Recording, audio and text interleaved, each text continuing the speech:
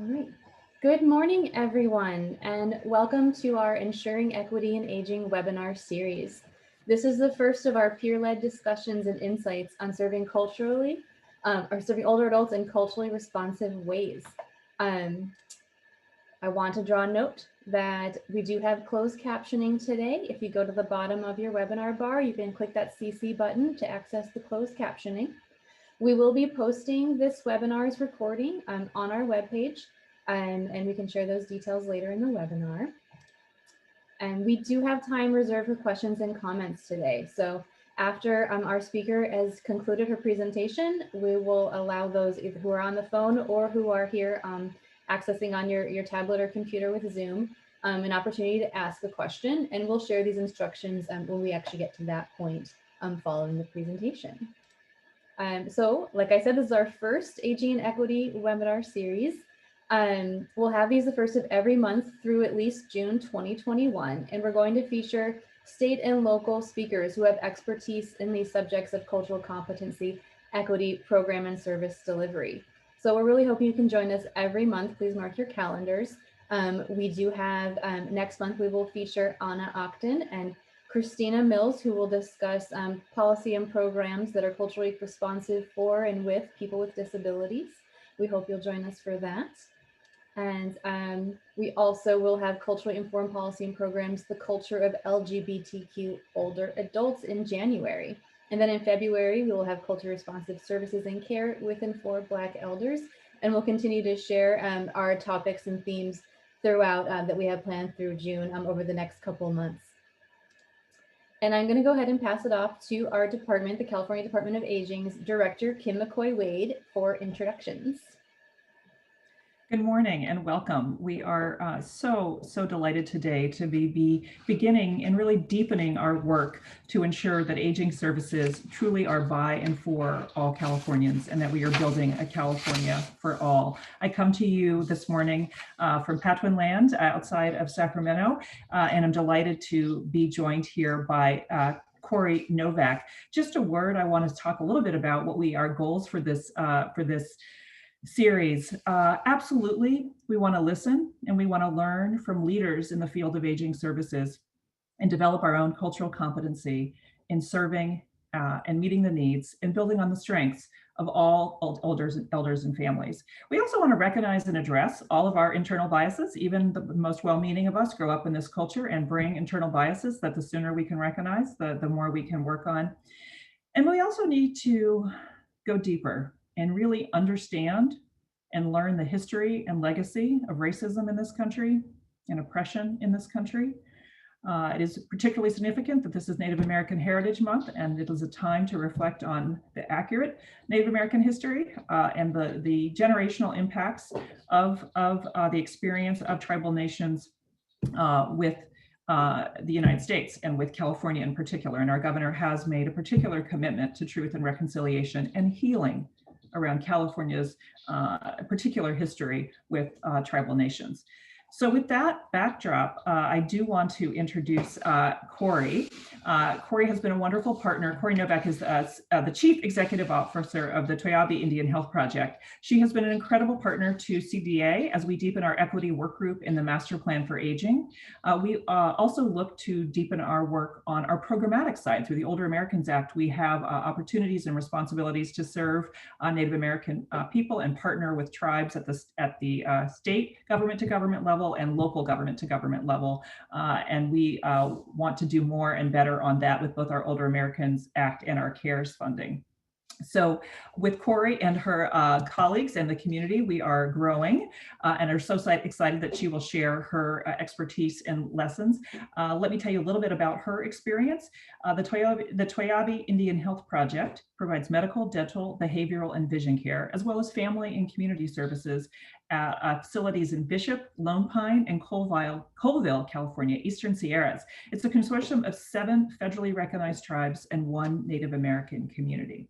In addition to her work in both public health and healthcare, something we are always trying to bridge, Kori is an accomplished researcher with a passion for and an expertise in gerontology and aging within the criminal justice system, another area of great equity work.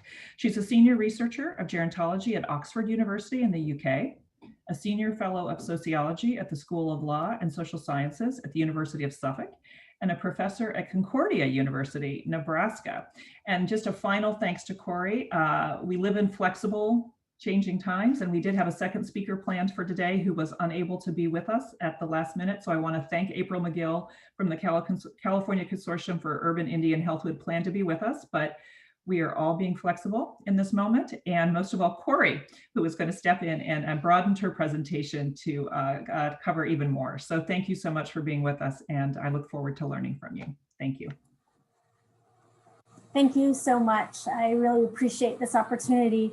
And as you can see from my background, I thought maybe I'd sit on a beach a little bit since we've all had a stressful evening watching the returns from the election. So I will try to keep this relatively short so we can get back to work and watching CNN or whatever you're watching, so that we can learn a little bit and then take it and hopefully use it. So thank you for the introduction. I'm the CEO at Toiyabe Indian Health Project. We're way out here in rural Eastern California. And we have a really unique area in that there are 7 tribes out here, as mentioned, and they're all, for the most part, Paiute-Shoshone based. However, I've worked with other tribes in Northern California, far Northern California. So I'm pretty entrenched in some of the Native American culture for the state of California in particular. So one of the first things that I always like to talk about, even before we get to the objectives, is what we call Native Americans. So it's important to understand that political correctness is in the eyes of the beholder. So when I started in Indian country, I was saying Native American, trying to be very respectful. And I was told that many tribes prefer not to be called Native American because that's what the English kind of put on them, meaning the government. So many will say, just call us Indians. Some don't like Indians, some also like Native Americans. So one of the first things that I learned is it is important when you find somebody from a different culture, any culture, and you're referring to their ethnicity, to ask what they prefer to be called. So you will hear me refer often in this presentation to Indians, and that is what I have been told in this area in particular, the preference of being called Indian. So I just wanted to put that out there because that's one of the very first basic and foundational learnings that I had, so that I wasn't offending people and being culturally sensitive, particularly with the elders. Elders hold very tightly to their beliefs, and it's important that we are respecting them. And as we go through this presentation, you'll hear me say respect, respect, respect. And I think all of us respect elders, but in this particular culture of Indians, Native Americans, it is held to a much different and higher regard. So that's one of the first important steps, is respecting how they like to be called. So the next slide, please. So some of our objectives are to understand how we can better provide direct services and help Native Americans and Indians utilize our services in a culturally responsive and appropriate way.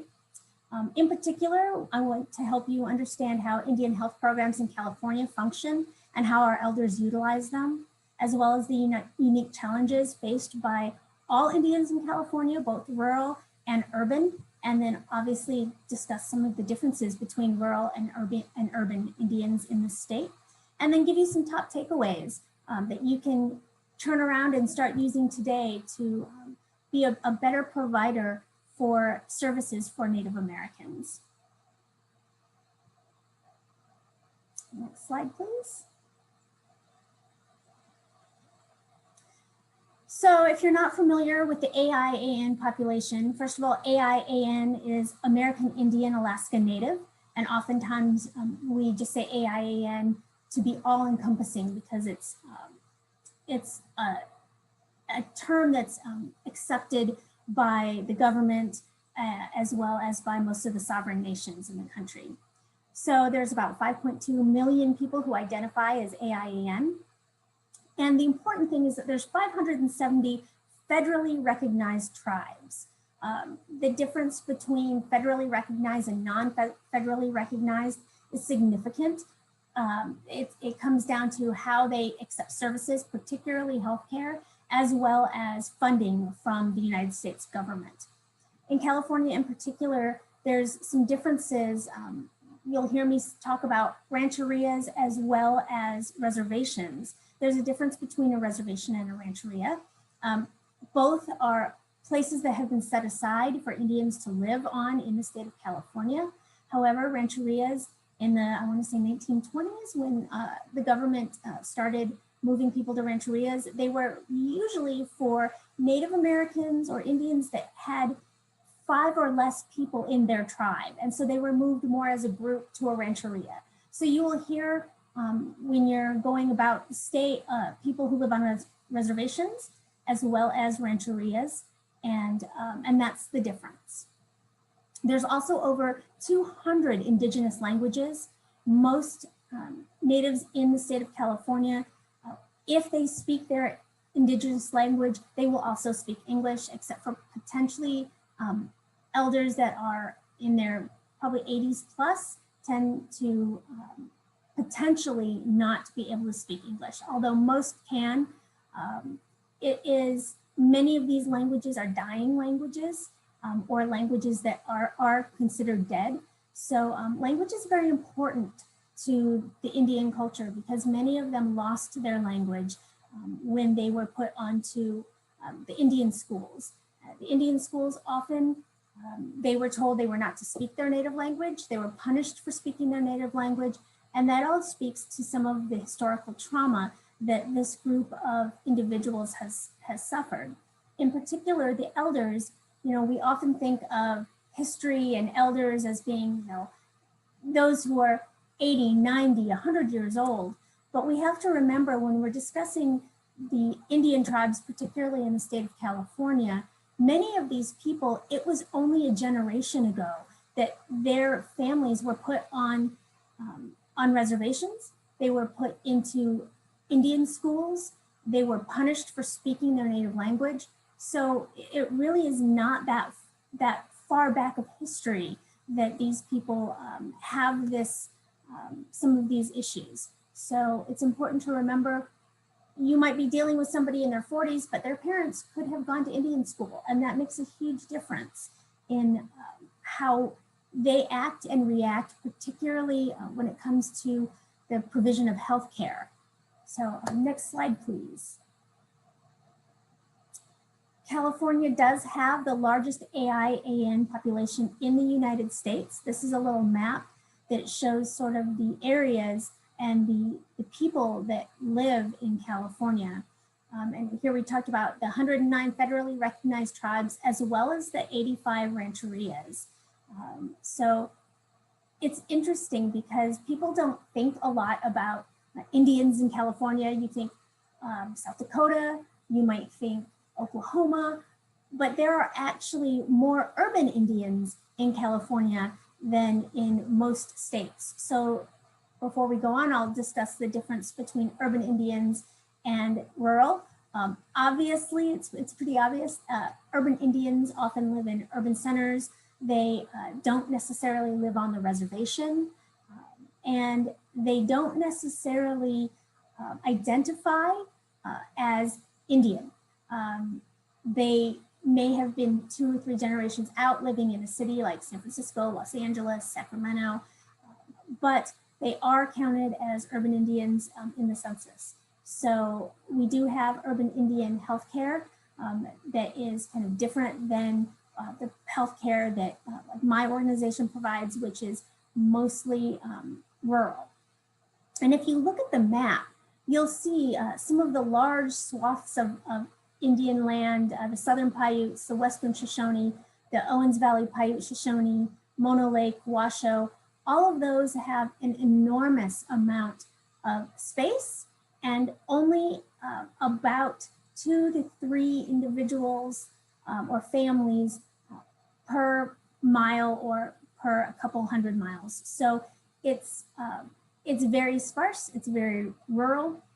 If you look at those areas that I mentioned from Washoe down to the Southern Paiutes and Mojave on the eastern side of California, that is the area that my organization serves. So you can see it's about 18,000 square miles, and there's only about 6,000 natives in that area. So we have an enormous amount of people that live in California that we don't really think about when we are servicing them for healthcare, but it's important that we are aware because this group is very quickly becoming elders and very quickly becoming high utilizers of our healthcare dollars. So if I could have the next slide, please. Another interesting thing, and the reason why I have this slide is that says I am Native American, because a lot of people, as I was saying, are Native American, but they don't look typically Native. Those people often, we have the stereotypes in our minds of the high cheekbones and the beautiful tan skin and long black hair, or dark coloring. But as you can see from these pictures, a lot of these folks don't look like the Hollywood Indians that you may have grown up seeing. And so it's important not to make assumptions, especially when you see an elder, especially when you see somebody coming into your office, that they are not Native. Because as you saw in the last slide, we have a lot of natives in this state. And just because they may be fair-skinned or blonde hair or blue eyes doesn't mean that they don't have a Native history or background. It's also important, as we've seen more DNA coming out, the My DNA and the test kits that you can send off and find out who and what you are, a lot of people are finding out that they have Native American blood. But there is a big difference between being having Indian blood and being a member of a tribe. So that makes a difference when we start talking about how we provide care to Native Americans. So if you have Native blood, depending on the tribe that you are coming from and how they accept people into the tribe, if it's blood quantum or lineage, you actually would register with the tribe if you have the appropriate blood quantum or can prove the appropriate lineage. And you actually receive a card that shows you are a member of that tribe, and then you, as a citizen of that nation, you are able to get all of the things that that nation can offer, whether it's social assistance, healthcare assistance, or just being a member of the tribe. So there's a big difference between saying I'm an Indian and actually being a member of the tribe. And like I said, that will be very important as we talk a little later through the presentation. Next slide, please. So let's talk about some policies that affect older Native Americans.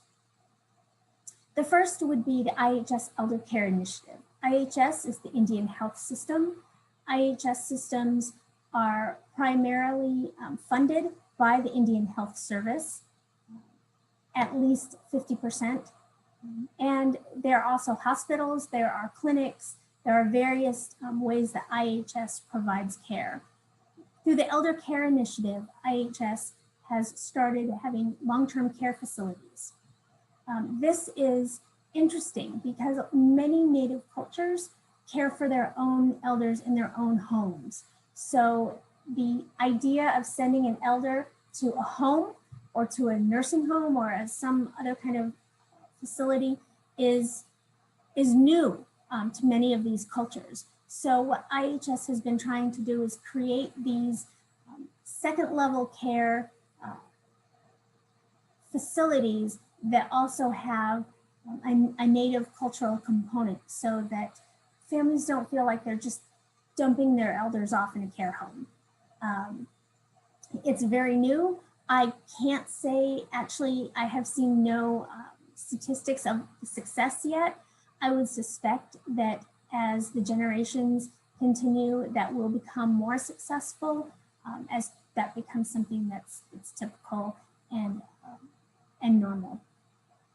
They've also started the Brain Health Initiative, looking at elders with cognitive diseases such as Alzheimer's disease, Parkinson's disease, and how do we help Native Americans and Indian country, as we often call it, with making sure they're taking care of brain health. It's not just forgetting, it's not just an elder getting old, and that's been a big cultural shift as well, to actually call out there is something, actually a disease that the elder has. Typically, it's just been they're getting old, we take care of them, kind of the family rallies around the Native elder, or the tribe rallies around the Native elder, and it is taken care of in that way. So it's important that all of these things and any initiative that the government may be offering, or that your facility may be offering, that you take into account that there is this group of people that you may need to think about how you deliver care and in a different way. Long-term care in Indian country, that is brand new. Again, because we are seeing families and tribes unable to care for their elders the way they have historically. And so it's really new territory as far as creating centers, creating daycare, creating long-term care, hospice care, end-of-life care. We're treading into new waters, and it's important though, because we're seeing, just like in the non-Native world, we're seeing a great number of Native Americans that are entering that age range that they're going to need things like this. And right now we are not as prepared as we could be, should be, or would like to be to care for those individuals. The Affordable Care Act was very interesting for Native Americans. So I'm sure we're all very familiar with the Affordable Care Act. And there's a lot of question about in general, is healthcare something that is a right, or is it something that is something that we should have? It's different for Native Americans, because for Native Americans, it is a right. In the treaties that were in the 1800s between the United States government and Native American tribes, all tribes were given health care, free health care for their lives. So it is a right in Native American circles to have health care.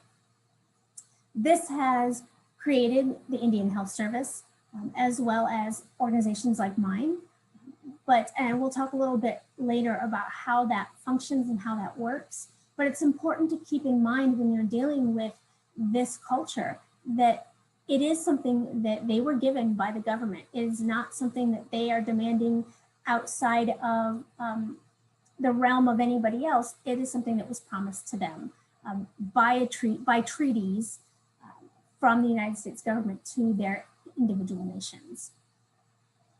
Another thing that really affects Native Americans, and especially Native American health centers, is California AB 1896.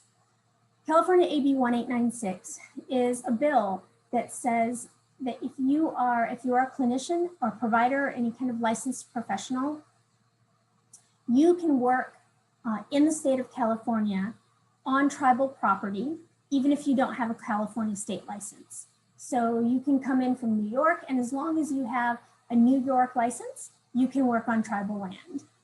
It does stipulate that you need to have the ability to and start going to get your licensure in the state of California, but it is a way for many of us who run some of these rural organizations and even the urban ones to be able to get quality healthcare providers from wherever we can find them to provide this care without worrying about some of the issues of licensure. So AB 1896 is a big deal in Indian country. It's a big deal for providing care, especially in rural areas where it is very difficult to recruit clinicians to come all the way out to places like where I am in Bishop, California, to work in Death Valley or in Yosemite. People, love to visit, but living in Death Valley when it's 130 degrees in the summer, it's hard to get a clinician to come down and care for my Death Valley patients. So this provides me and other organizations like mine the opportunity to have a larger pond from which to fish from. So next slide, please. So now we're going to get into some of the issues that we are seeing within the elders in the Native American communities. This is just an example with cancer. As we know, the research tells us that diseases such as cancer, Alzheimer's disease, COPD, all affect the Native American community in a much more significant and greater way than they do in other communities. As you can see, one of the interesting things about these graphs is the American Indian Alaska Natives do have a lower incidence of cancer in this case. However, the survival rates are the lowest among non-Hispanic and Black and Caucasian communities. So when we're looking at these diseases, and this is indicative of not just cancer, but also of COPD, of renal disease, of diabetes, it's very interesting that we may have a lower incident rate, but the survival rate and the rate that that Native Americans are diagnosed is much lower. And so it's a problem for our elders. They may not be getting as sick as quickly as other ethnic groups, but when they do get sick, their survival rate is very, very low. And they're often diagnosed much later in stages 3, 4, or even at the end of life stages than others. So next slide, please. So I wanted to talk a little bit about this late stage diagnosis. You can obviously read the slide here, but one of the things that I want to really reinforce is that there is a trust issue between this community in general, and again, I'm speaking very in general, every tribe is different, every part of California can be different, but in general, there is a trust issue because of some of the things, the traumas that have occurred in the past between Native Americans and Californians in particular, with the gold rush and some of the historical trauma that has been put upon these nations in California. A lot of elders do not trust, they do not want to come in to get any kind of regular health care or even when they're sick. A lot of it, they will come in to do only palliative care. They just want to be out of pain. They just want to ease their symptoms. They do not necessarily trust Western medicine or the fact that they may have other diseases that they need to care for. We see that all natives live in what's called a PRC area, and this is this third bullet point. And it's important to understand kind of the billing side and the PRC side of this, so you can understand how it affects elders and why this is so important. Purchase referred care is basically, we talked about the government providing care for all natives for the span of their lives. They do so in a way that the Indian Health Service provides PRC. This money is given to organizations like mine, like Urban Indians Health Centers, and it is given per person for a set boundary that you kind of cover. Although any native can go to any Indian health organization and get care. So you could be, say, you could be Ute from California or from Colorado, and you come to California on vacation, you fall ill, you can come into my clinic and get your services and have them paid for. However, you are not within my boundaries that I get paid for. So all of what I pay for you to come visit my clinic basically comes out of my pocket, and I don't get paid for you. So I know it's a little confusing, as billing tends to be, but the issue becomes when we have elders who, in my case, may live in Death Valley or may live in Pahrump, Nevada, and the closest clinic for them, their Native American clinic, is my Lone Pine Clinic, which is 3.5 hours away. However, they could go to a Nevada clinic, which is an hour away, and get care. That becomes a problem because we aren't paying for those elders. So we all start running short, and it begins to affect the quality of care for our elders. So I know that was a really quick, very fast and maybe confusing primer on PRC monies, but again, it affects elders in that when you start to see having transportation issues, something even as simple as a flu shot, if elders don't go to the right clinic, they could be denied care. So could I have the next slide, please? All of this data and the graphs that I've provided you, of course, there's always limitations to the data. But this is really, whenever you look at anything discussing Native Americans, whether it's the incidence of disease or where they're getting their care, you need to realize there are limitations to the data, and that is for everything. Often, Indians are racially misclassified.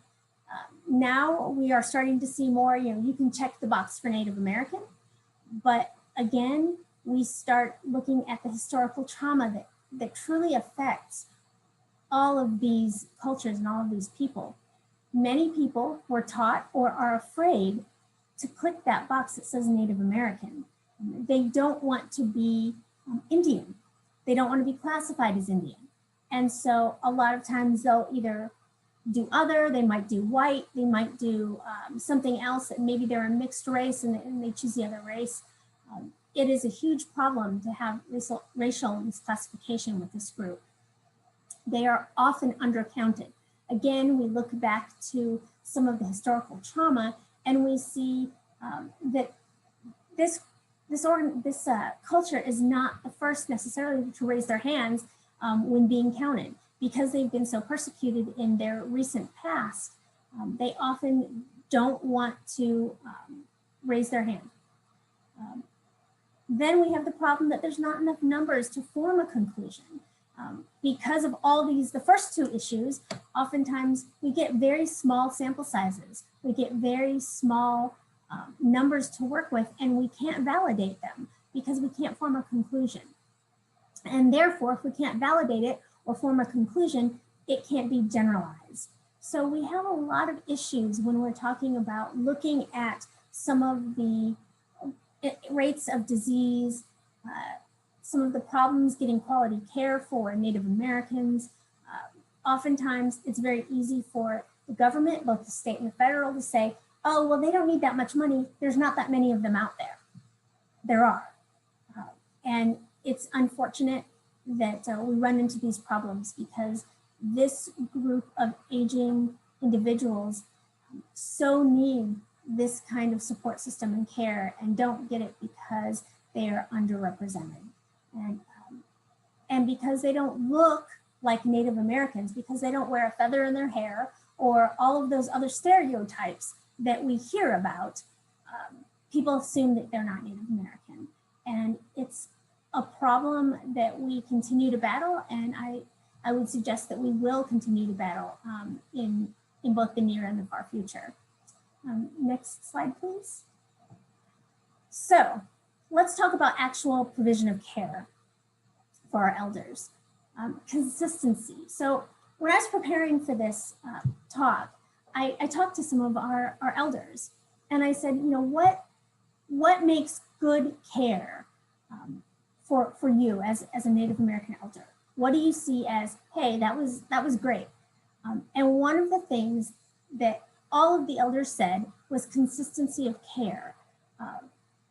If there's no consistency of care, if they are seeing a different doctor every time they come in, it's difficult difficult to gain trust. And I think that in any culture, we see that particularly with our elders, that consistency is important, but trust is very important in the Native American community. And a lot of the Indians that come to the clinics see the same doctor, and that's who they trust. And that's who they get their information from. And they don't want to get information from anyone else. That's not to say that if you're a new provider, you are not going to be able to help these folks, but you need to understand that you need to earn their trust.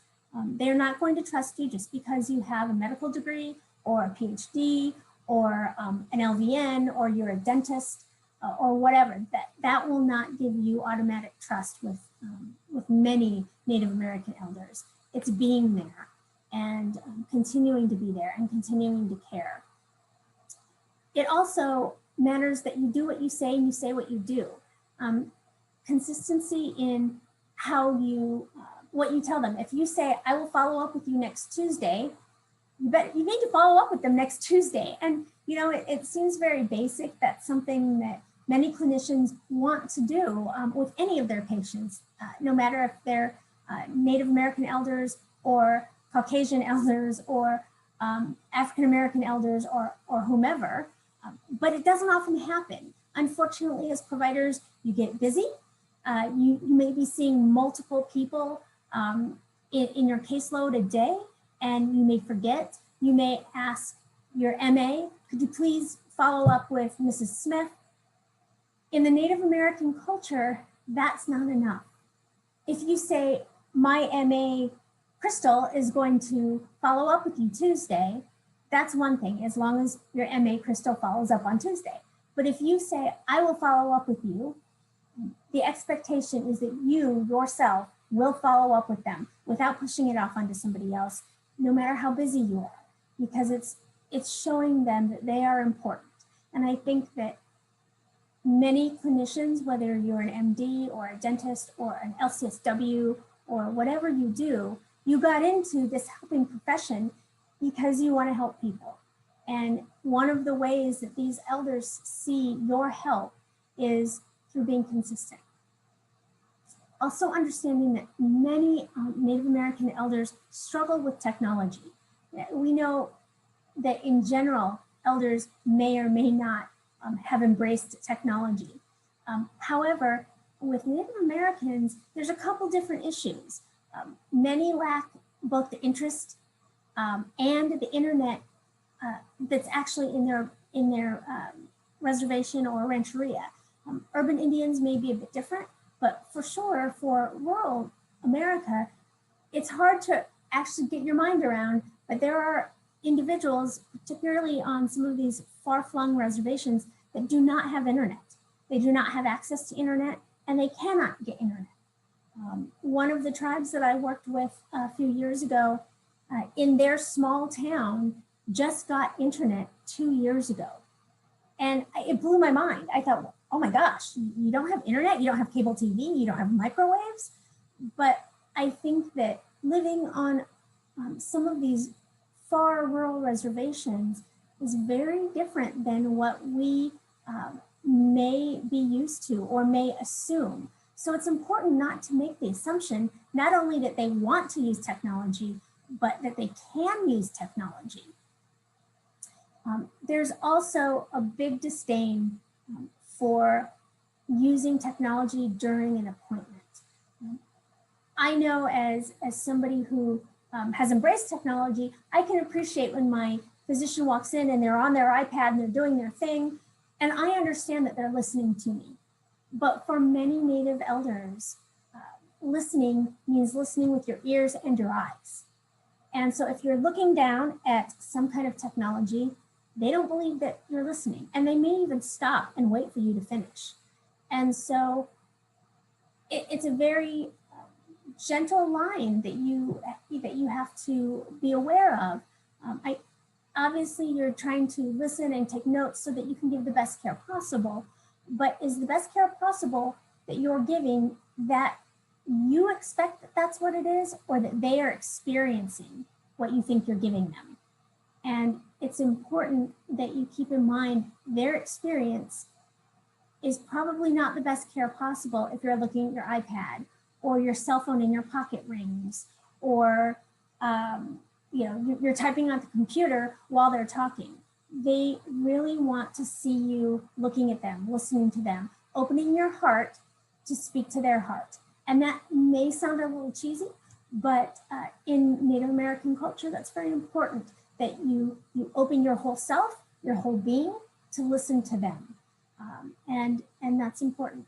Eye contact, again, looking at them, listening with your eyes as well as your ears is critical to not only gain trust, but to actually hear what they're saying, because many elder Native Americans will not tell you that they may be there for a diabetic check, but they may not tell you they can't feel their feet, or they may not tell you that their arm also hurts.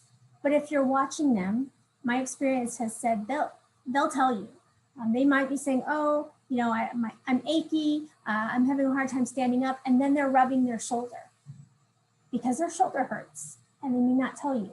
Or they may be doing something with their hands because their hands are swollen and hurt, and they're not telling you. So more than any other group of ethnicities I've ever worked with, Native Americans will tell you with their body language what's wrong with them, not necessarily with what they say or what you hear. So next slide, please. In rural and urban Native American populations, transportation is a problem. They either don't have the money, they don't have the vehicle, their family can't necessarily transport them, they may live 4 hours away from care. You name it, if it's a transportation problem, it's probably being experienced by this group of elders. It's important that you and the clinic or the hospital or wherever you're working for are flexible.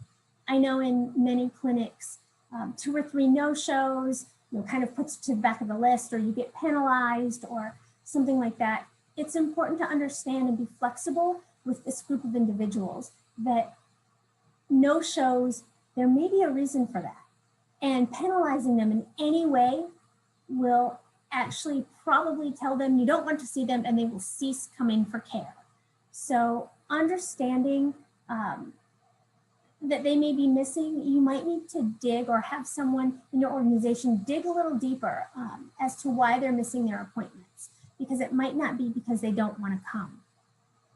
This, of course, has been made easier and harder with COVID-19, because now we do everything by Zoom, and that can be helpful. But again, we go back to the technology issues. Not all elders can use Zoom. Heck, there are days I can't use Zoom. So not everybody can use Zoom. Not everybody wants to use Zoom. There are still many elders that want to come in. And again, that face-to-face, eye-to-eye, person-to-person contact is so very important. Even if it's picking up meds, if you're a pharmacist and you think, oh, we'll send your meds out. Many of my elders don't want their meds sent out with the courier. They want to come in, they want to see the pharmacist, hand them their bottle of pills. And that's very important. So understanding that you may feel like you don't have time, you may feel like telemedicine is so much easier, particularly with COVID, that simply may not be acceptable for many elders in this culture. Listening, just listen. Just hear what they say, watch what they do, listen to what they have to say. Sometimes it can be frustrating. If you say, I have 20 minutes for this patient and then I've got to go, please understand that many elders, that is very disrespectful. They want to talk, they want to tell you. And many Native American cultures, their culture has been passed down through talking, through verbalizing. And it's important that you take the time. If you have a Native American elder that you see on your day, you might want to give them 40 minutes instead of 10 or 20, because they will tell you, but you need to be patient and you need to hear what they say. Traditional medicine, that's hard. Many practitioners are schooled in Western medicine, and to come in and be talking to an elder who says, you know, I had a headache and I know you gave me Tylenol for that, but I chewed marshmallow root and it's better. And that can be scary because probably 90, if not 98% of Western medical practitioners don't know much about traditional healing medicines from their tribal nations. And what maybe one tribal nation's, the weed that they choose, they pick to help a sore throat may not be another tribal nation's. So if you're close to a certain tribe, it would behoove you to learn some of what their traditional medicine is and ask. It's frightening. We all have licenses that we need to protect, and telling somebody to chew marshmallow root could be scary if you're also giving them, you know, something for their, you know, their COPD. But if you learn about it, it's helpful, and don't just dismiss it because you don't know about it. Many of these people have done this for most of their lives. They've had the medicine tea. They've picked the pine nuts. They've done these things, and it's really important to them and their culture that continues. So doing the best that you can about understanding traditional medicine, doing a little extra homework to find out how those traditional medicines may in fact inform the care that you provide for them with Western medicine, will make you a much more effective provider for these elders. The tone that you use and the way you speak to them means a lot. I think this is probably true for most elders, but specifically for Indians. The way you speak, the cadence in which you speak, if you talk too fast, if you talk too slow, it depends on the tribe. And I know that's very frustrating sometimes because it all depends is never a great answer. But like I said, if you are near a tribe that you know, if you're near the Miwoks, understand a little bit about what the Miwoks did, what they do, what their traditional medicines are, and it will serve you well to caring for that group of individuals. Next slide, please. So there are Indian health programs all over the state. This shows you all of the Indian health. You can see the urban Indian health programs. There's about 10 of them. And the rest are all tribal health programs.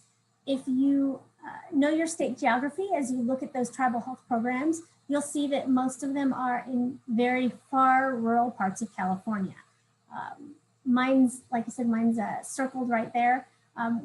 But you can see that some of these, like the Karuk Tribal Health and Human Services, they go from Wairika all the way to Happy Camp in Orleans, California. And you know, how many of us have ever known, I certainly didn't, where Orleans, California was, or there was a place called Happy Camp. So these are places that don't necessarily come to mind immediately.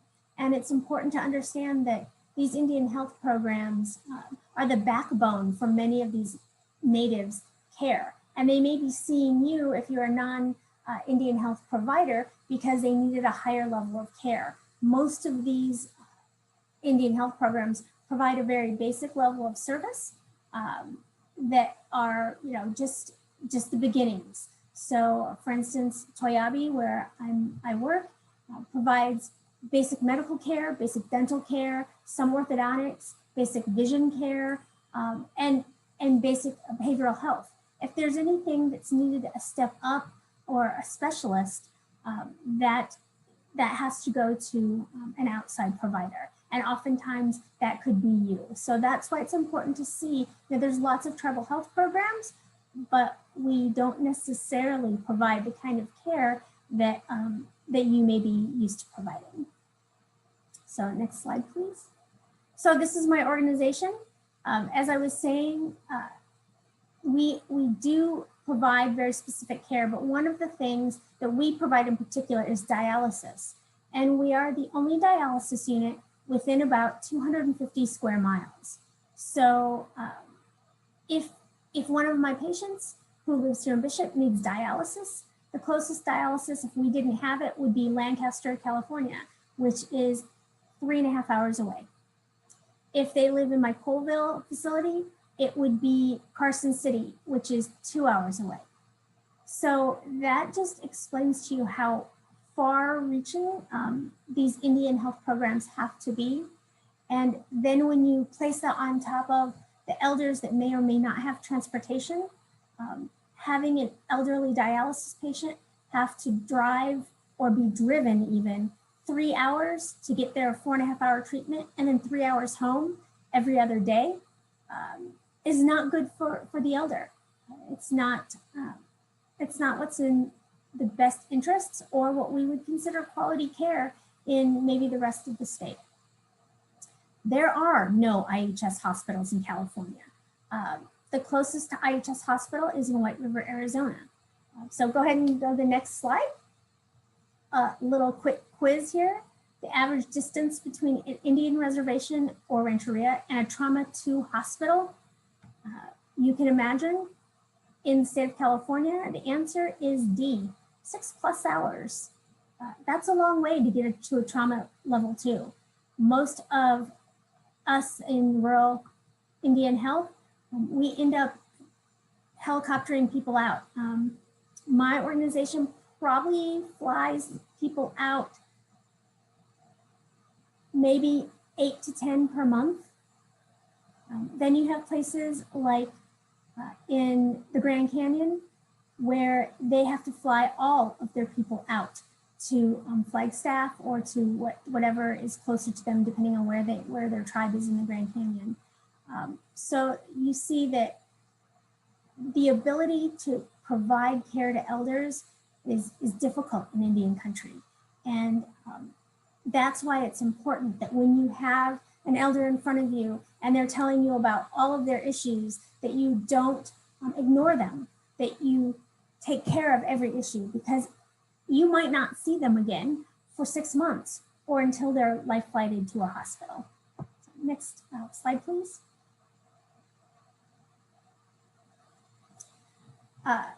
So what can we do?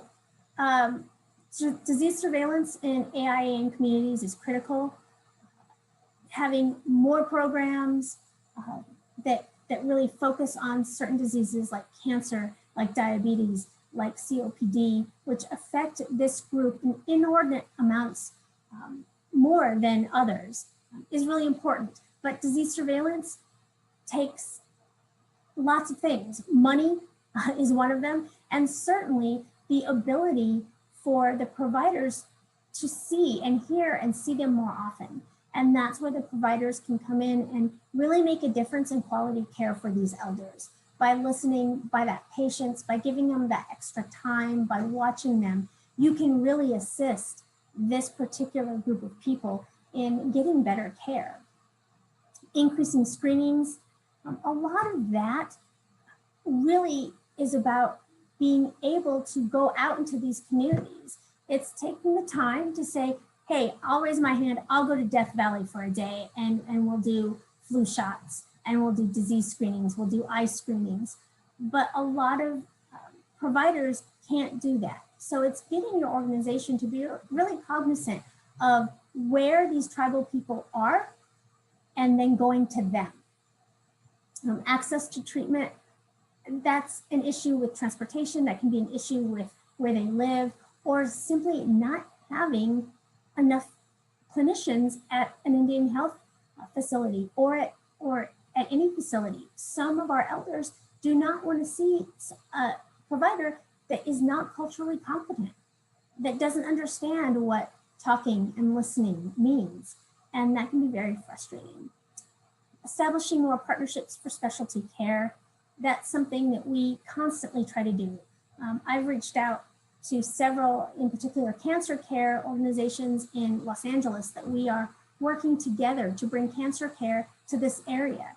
We need partnerships like that. We need people to understand that we are out here and the citizens of these nations are just as sick and just as in need of quality care as anybody else. And then advocacy, going out there and saying, hey, I represent Native peoples, I represent a clinic that helps Native peoples, or I want to go work at a clinic that helps Native people. That's really important. It's really difficult to advocate if nobody listens.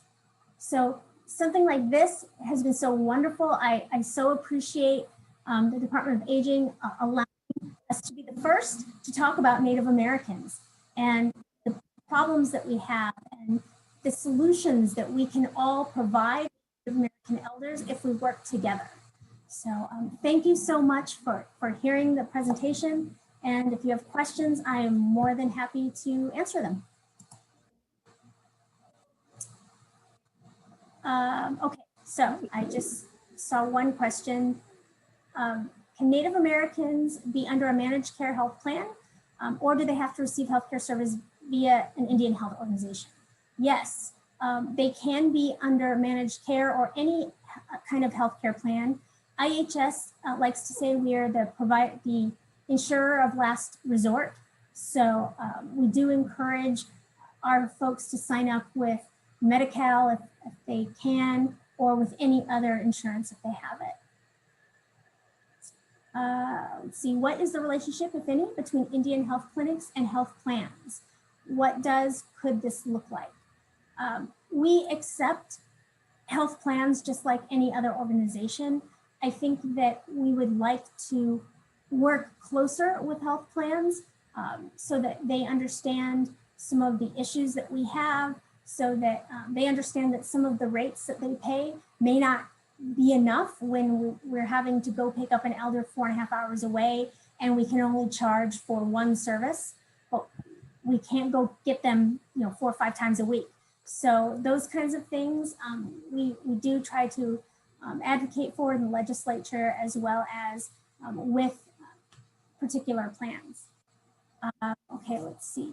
When speaking on who is considered Indian Native American, would you please speak to the difference between identity with tribal affiliation through culture and governmental requirements to be federally recognized? Okay, so let's start there. That is a lot of folks, a lot of the tribes will have a blood quantum. So you have to have a blood quantum of 1/4 Paiute Shoshone or 1/8 Blackfeet, or so that's decided by each tribal government. They are considered sovereign nations. So they can decide that as they choose. They can also change it. Many of the tribes that were blood quantum are finding that as our communities grow and we mix, the blood quantum is becoming less and less, and they're losing their tribe.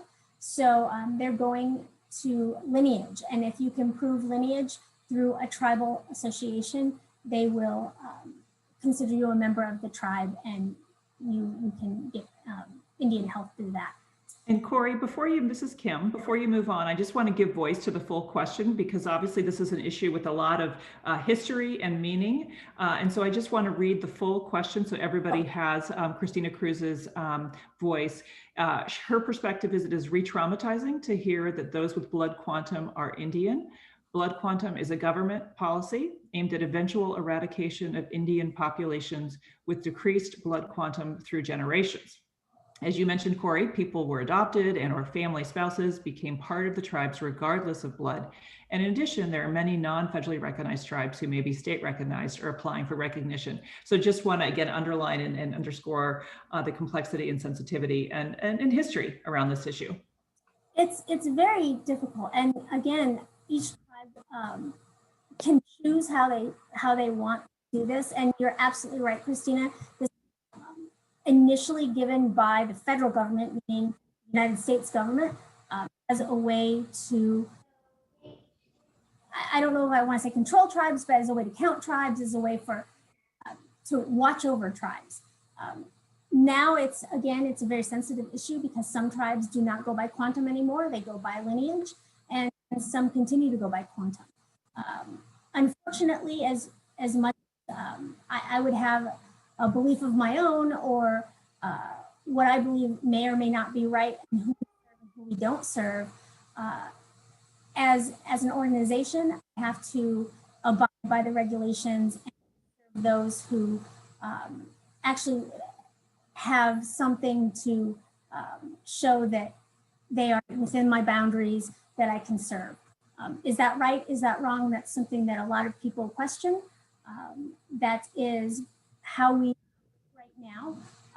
But I do agree that there are many non-federal recognized tribes or state recognized tribes or urban Indians that don't have a tribal affiliation close to them, maybe in a different city or state.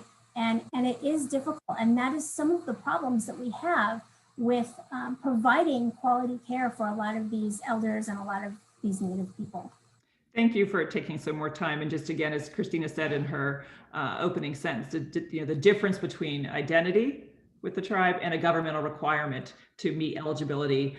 So I appreciate you underscoring that difference. And I just want to acknowledge, we do have about 15 other questions and we are at time. I think we'd love to go over and take as many as you can. And any that we can't get to here, we will absolutely post in writing and include with the webinar materials. So Kori, continue as you can.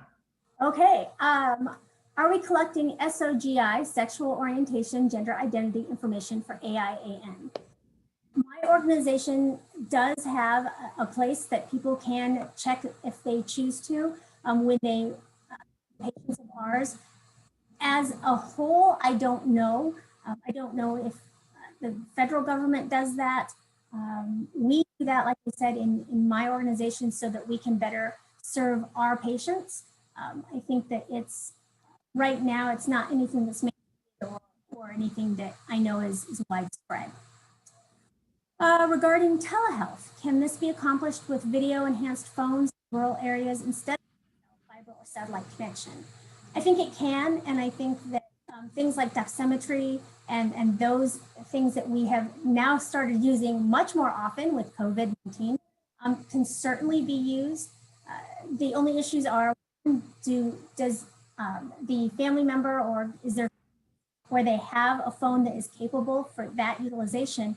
But also, even here in Bishop and in my outlying areas, we have problems with phone signal. So as long as there's some signal, certainly use it, but there's not even always good cell phone signal in some of these areas.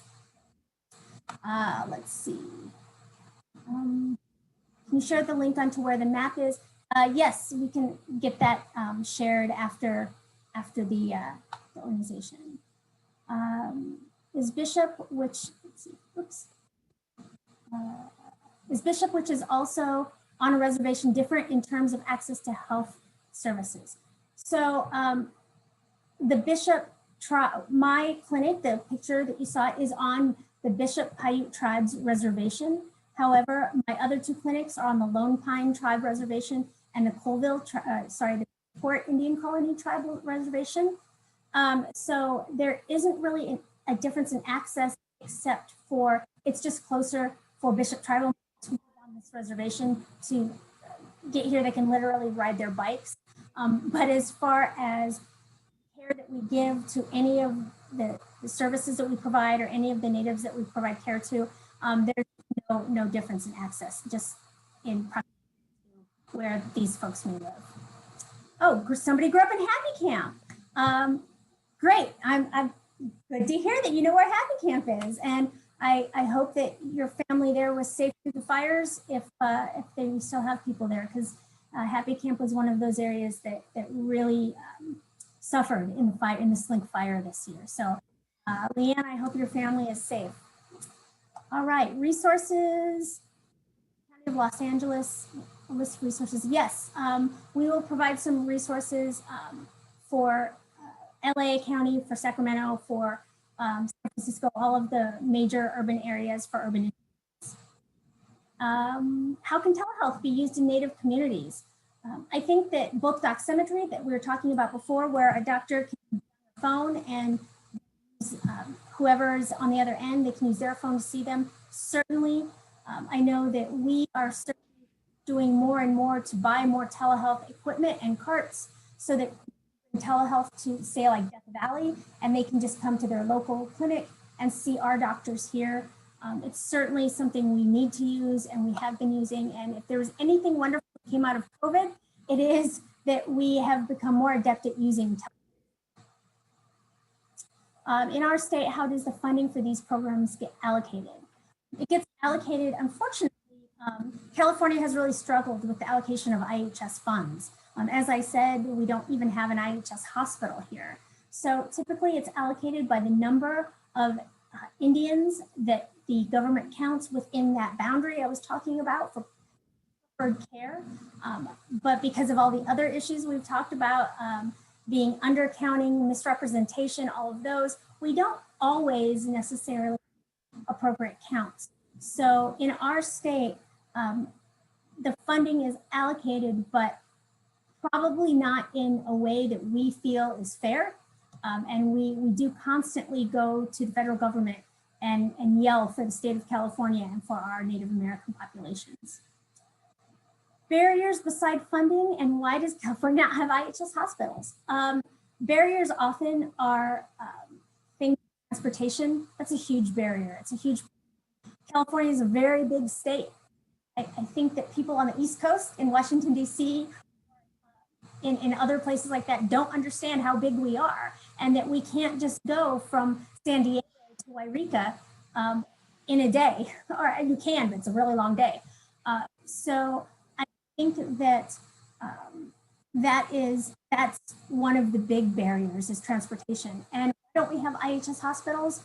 We have not been funded. So oftentimes when we go to build an IHS hospital, we have to put our name in, and it's almost like a grant application. And I can tell you from Toiyabe, we did put one in, and we thought the perfect thing for an IHS hospital. We're so far, we could help natives in Nevada and California, and we got turned down because our local hospital is around the corner. And they said, nope, we can't give you an IHS hospital, which was crazy. But there just seems like we can't get our hand raised enough to say we need one here, but we're working on it. Contact information, yes, we'll send that out. I'll put that up when you get all the information from this this webinar. Is my organization part of the IHS system? Yes and no. So we do receive IHS funding. We also are an FQHC. So we are federally qualified healthcare centers. So we also can provide care to our communities. Since we are in relatively remote areas, that is one of the best ways that we can care for all of our communities and the natives in our community. Phone number, yep, I will do that in 2 seconds. How many clinical dental facilities in California, dialysis and specialty clinics? As far as I know, we are the only dialysis center that is run by a Native health organization in the state of California. Dental facilities, there are several. Most of those healthcare facilities that you saw on that map do have some kind of dental component. I'm thinking of the largest, the Yurok tribe has a dental facility. That's the largest tribal entity in the state of California. The Karuks are second largest. They have dental. We have dental, and we're 7 tribes. Washoe has dental. So most of us do have some sort of dental facility, but not all of us can provide orthodontics or any kind of second level care.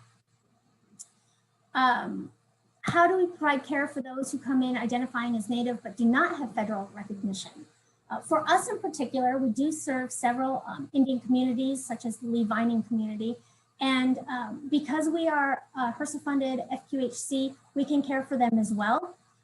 So that's one of the wonderful things about many of these clinics that are IHS funded are also HRSA funded. So they can care for any Native, whether they are identified with a federally recognized tribe or not.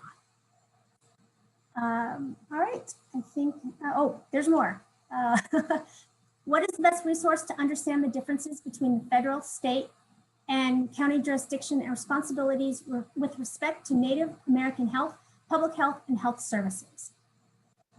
So it kind of depends on where you are, but all of the Indian health organizations I've worked with have all worked very closely with the county and the state. Most, and again, I say most because I haven't worked in every county, but I'm assuming all counties have some Native component or somebody that helps with the Native communities in that area. The state, California Aging has done a lot with Native communities. As far as jurisdiction, really depends on the community. Many communities, again, we're sovereign nations, but we have MOUs, memorandums of understanding, and things like that that work in conjunction with local, federal, state, and county hospitals, area agencies on aging, things like that. Resources for Santa Barbara and Ventura County, I'll get those up and I'll have that sent out. In the past, our organization was the only dialysis provider in the region and also served non-tribal members. Is this still the case? Yes, we serve Native and non-Native members in our dialysis unit. We have 15 chairs and right now 4 settings. So we serve everybody in our area, whether they're Native or non-Native. The wonderful thing about the Native communities in my area is they care about the community, not just the Native community. And so they have allowed us as an Indian health program to also reach out to everybody else and keep our whole community and all of the elders and all of the individuals in the community safe. So it's a wonderful, Indian Health is a wonderful organization as a whole. It's a place where we really do try to care for people in a culturally sensitive way. And it's really important that we take into account all cultures.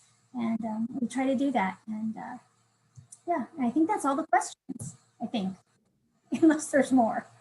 Thank you so much, Kori, for the presentation, answering 23 questions, it looks like, and speaking to over 100 participants. I certainly have learned a lot more about both the values, but the operational challenges and needs for continued braiding of funding, expanding of funding, coordination of services. So much good work underway and so much more to do. So thank you so much for kicking off our series in such a tremendous way. I'm going to hand it to Amanda to tell us what to do, and then we'll wrap right at 11:15. Thank you for the bonus time as well. Thank you. Thank you, Kori, and thank you for everyone who attended today. I see a lot of people are still hanging on, even though we went 15 minutes over, but it was such a great opportunity to learn more. I want to encourage everyone to check out the California Department of Aging's web pages that we have devoted to equity and also fighting ageism. And so if you go to our Equity and Aging Resource Center, that's where you'll find the recording of this presentation posted. We'll get that up, if not today, by tomorrow. We'll also post that on our YouTube channel. We also have a California for All Ages campaign, which is our anti-ageism campaign, also ties in very closely with our equity work. And so you'll find some great resources there. And we do have a Tribal Elder COVID-19 resource page with lots of resources devoted to culturally responsive care for elders during this time. And then we will do our best to post a lot of the resources that were requested in the chat box, along with the webinar on that Equity and Aging Resource Center page. You can always send questions to our engage@aging.ca.gov inbox. And we're happy to share those with Kori later on or find resources for you as we can. But again, I just want to thank everybody for joining us today. And I will bid everyone adieu unless there's some additional closing words. Thanks, Kori. Okay, bye everyone.